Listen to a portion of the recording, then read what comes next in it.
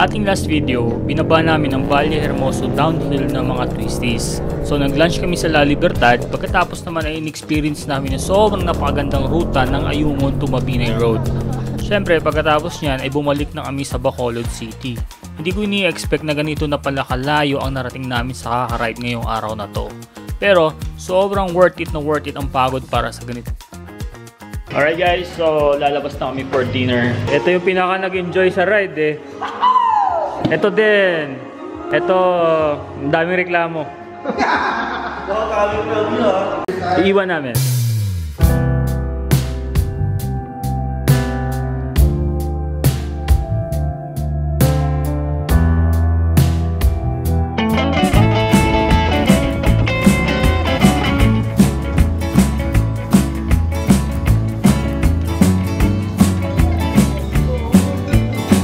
Tayo ulit sa kinainan natin kagabi. Mon, saan yung pinaka masarap na pinag-ridean mo kanina? Quezon muna tayo, primer, warm up, tapos yung Ayungon to Mabinay. Ang ganda swabe. So good! Saan naman yung naka-pulsot kanina? Bad idea. Bro, ganito ba dito bago mag-dinner? Kailangan mag-beer muna? Dapat. Ito yung appetizer dito. Oh, Han. Cheers. Cheers, cheers, cheers.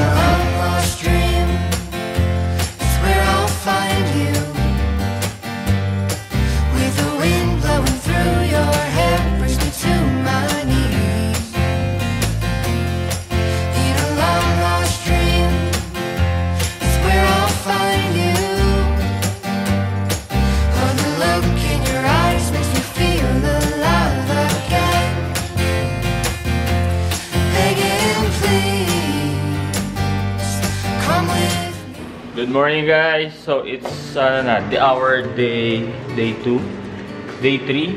We're in Bacolod. So mag-breakfast na kami. Breakfast. Morning. Sobrang sakit ng likod tsaka kamay ko ngayon sa ride namin kahapon. Sana nakit yung katawan ko. Buong katawan.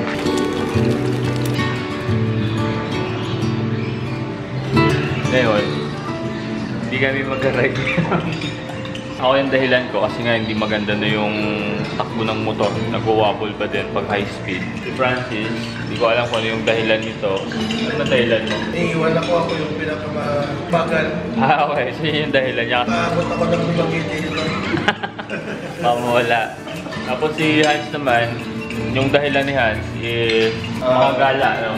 Gusto ko lang ma-experience yung Bacolod na Bacolod. Kasi last year nag-ride naman tayo, di ba? Ngayon gusto ikot-ikot sa Bacolod City. Ayan. Tapos, ito naman yung dahilan ni Sir Joseph. Ako kasi one day lang yung passes na binigay sa akin. Kailangan umuwi. Kailangan umuwi. Kaya makaulit. Paano kung fully book pabalik? Play na lang din kay Mrs. Di ba liwa-liw na lang din sa Bacolod. Sabihin mo dito sa video, Mrs. Sorry talaga. Hindi nakauwi. Sinadya namin. Alright guys, so 6 na lang sila yung aalis ngayon para mag-ride.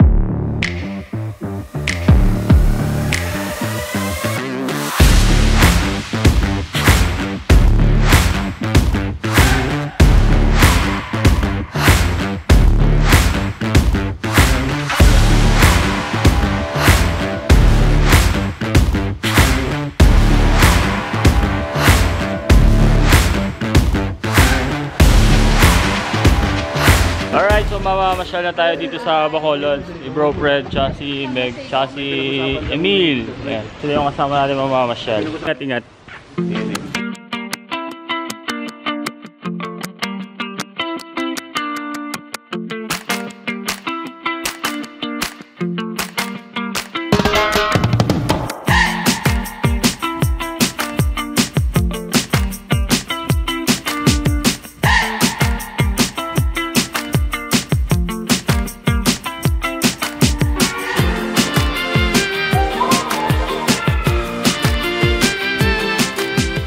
Yung naging ruta ng mga nakamotor ay from Bacolod City, umakyat sila ng DSB, tapos ay bumaba ng Calatrava to San Carlos City.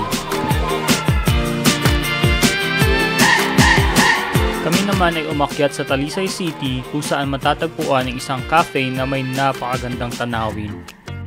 Dito na kami sa Selum Cafe guys. Dito yan sa Talisay City, tama? Park siya. part ng Talisay City. Yes sir. Yan, pero pag pupunta daw dito guys, kailangan may reservation. At tingnan nyo yung yung view ng mga bundok dito, ang ganda. Lipat natin yung view ng camera. Ayan, no? Never thought too hard about it. Always came naturally to me. Never put a foot out of line, and I tried not to make any awkward statements. Always tried to be a good neighbor, waiting for the right time to speak. Now it seems the tables are smashed into tiny. Bro, masarap. Super. First time na-try. Yeah. In my 6 or 7 Punta. way back. Nice. Ito siya guys, oh. Ang sarap na. Nag-order tayo ng hot choco nila dito. Napakasarap kasi yung hot choco nila is, ano talaga, tableya talaga, di ba? Puro small bike tracking naman ko. Small bike. Sarap. Wala pa siya nag-buy ng big bike. Pure talaga. Celebrate and dance until Busog na busog kami sa masarap na pagkain, magandang tanawin at sobrang napaka-fresh na hangin dito. Ngayon ay bababa na tayo para bisitahin natin ang The Ruins. Ilang beses na rin ako nakapunta dito sa Negros, ngunit hindi ko pa rin ito napupuntahan, kaya puntahan natin ngayon. wow! Come on, move along. I said, baby, I know you're on a roll. Sweet honey, let's take it real soon. You know we got what you need, baby, so take it, move along. I said we got what you need, honey, come and groove along. Come on. Rolling on the highway, ease up. Wow! Come on, and groove along. Come on. I said, babe. I said, babe. Oh, honey, come and groove along. You gotta feel it. Yeah, you gotta move along. Gotta feel it, feel it, feel it, feel. You gotta feel it, feel it, feel it, feel. You gotta feel it. On the roadway, you gotta move along. Wow, baby, gotta move along. I said, baby, you gotta move along. I said, honey, take it real slow. Pagkatapos ng mga nag-ride daanan ng uphill twisties ng Valle Hermoso, ay bumalik na din sila agad ng Bacolod City. And for sure, sobrang nag-enjoy na naman sila sa naging ride nila ngayong araw. Pero syempre, nag-enjoy din kami sa aming sightseeing sa ibang parte ng Negros. What's up guys? So andito na naman tayo sa Tractor and dapat, Tractor Cafe. So dapat dito kami pupunta sa Ruins. Ayan, Ruins na yun nasa likuran natin, kaso sarado. Ayan na nga oh. Ayan, Ruins na yan. Ruins, yan. Nasa kabila lang, kaso sarado.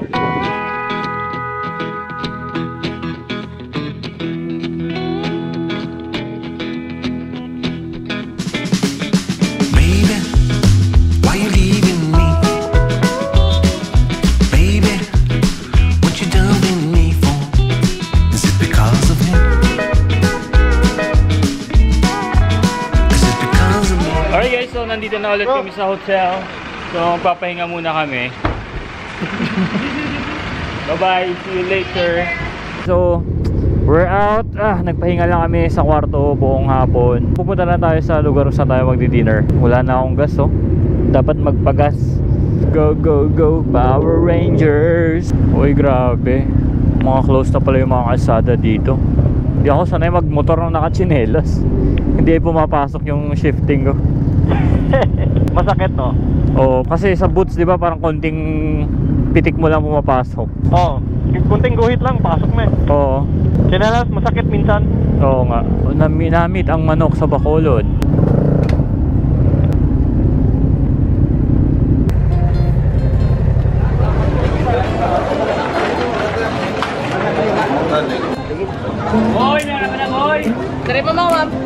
Ayan, so dito kami guys sa may kalsada kasi punong-puno dun sa loob. Tsaka okay lang, importante yung makakain agad. Binigyan kami ng isa pang lamesa para sa mga helmet.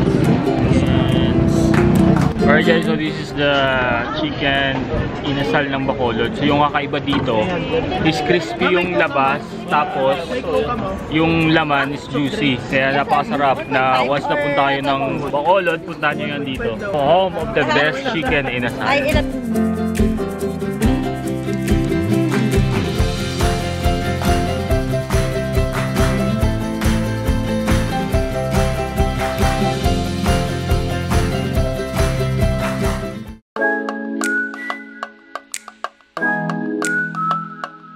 Guys, tanungin natin si Doc M yung gusto kong tanungin kasi first time yung nagpunta sa sa Negros. Doc, ano yung pinaka nagustuhan mo sa nadaanan mong ride dito sa Negros? Pinaka gusto, lahat.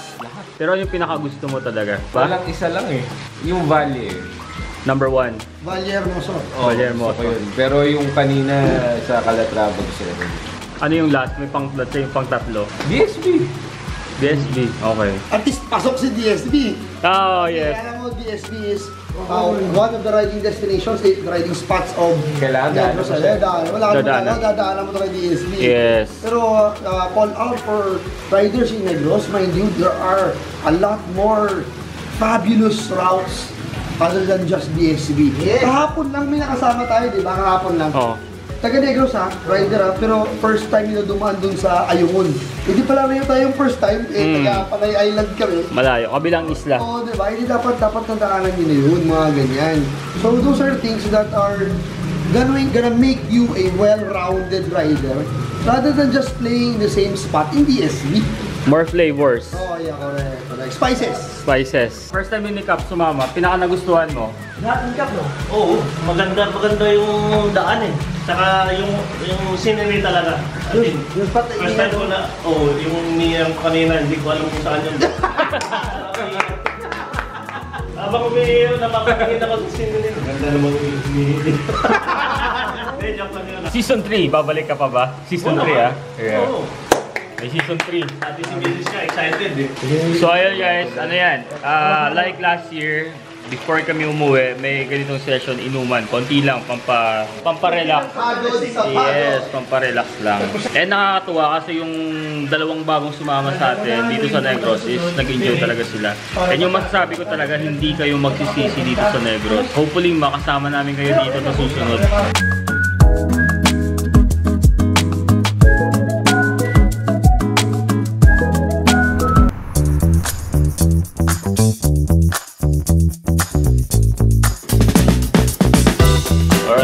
Guys, so breakfast muna tayo bago tayo umalis dito.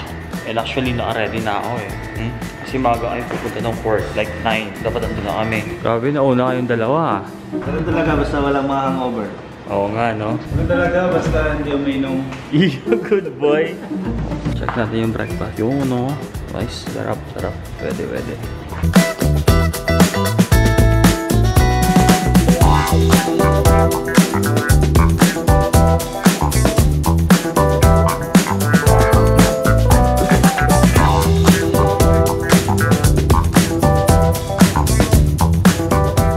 Alright guys, so ayan, nag-warm up na kami ng motor.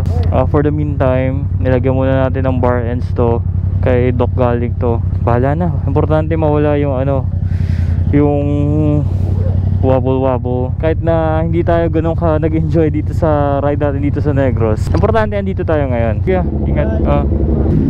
Uwi na. Maraming salamat po Lord sa pagkabay sa Bacolod na walang nangyari po sa aming masama po Panginoon. Maraming salamat po Lord sa hangin, sa buhay, sa blessing po Panginoon. Patuloy mo po kami gabayan Lord pagod na aming pag-uwi, lalo na po si Hans sa taga Cebu. Ingat, thank you. Okay, ingat din. Sige, God bless.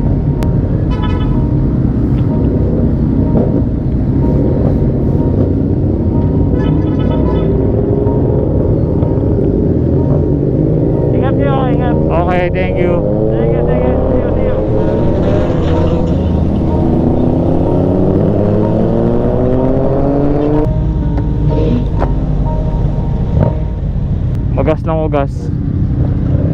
Okay, ugas. Pero okay ba kabot na nito? Kailangan natin magpagas guys. Sa totoo lang, sa pagkabit nitong bar ends, mas maganda na yung pakiramdam ko sa handling ng motor. Baka bar ends na talaga yung kulang talaga. Gas up, mabilisan. Ito 300 para mabilis lang.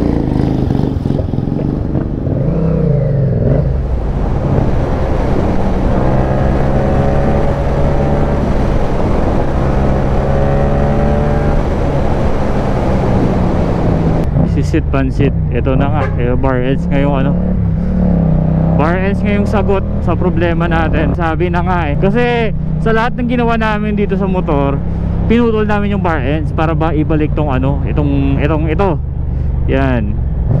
Kasi yung stock ko ng ano, ng bar ends ng weight nitong MT-07 ko, hindi na rin pwede. Kaya tandaan nyo guys, pag nagpalit kayo ng ano, ng mga handlebars or ganyan, consider nyo yung bar ends. Na malagyan talaga ng bar ends, malaking bagay ng bar ends. And ito mas mabigat.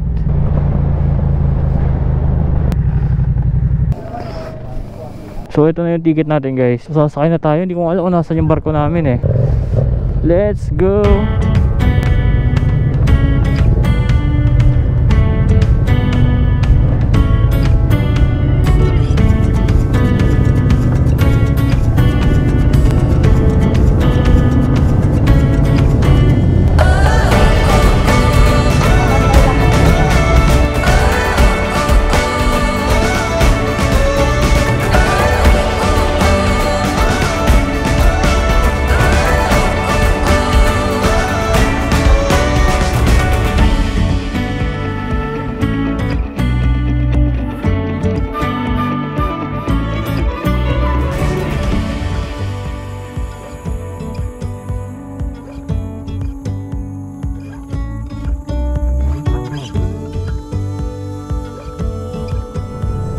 We're back in the land of Panay Island.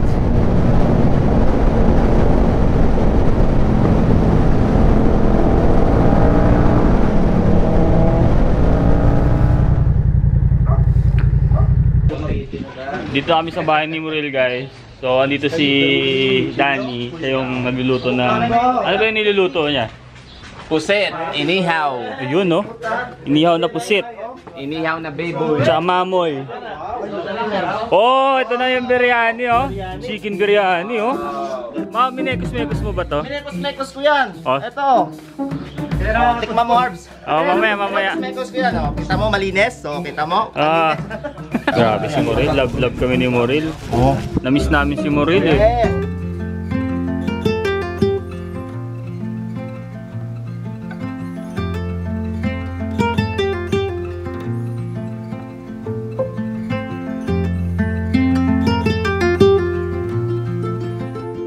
Thank you.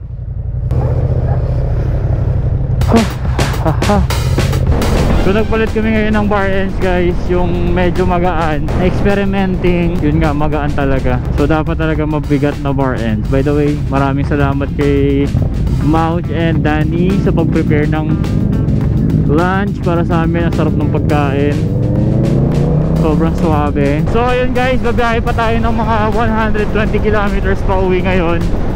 So pero dito ko natatapusin yung video natin, and thank you so much sa panonood ng mga videos natin, sa pag-aabang. Please like, share, subscribe, at see you again sa susunod natin na video. Bye guys.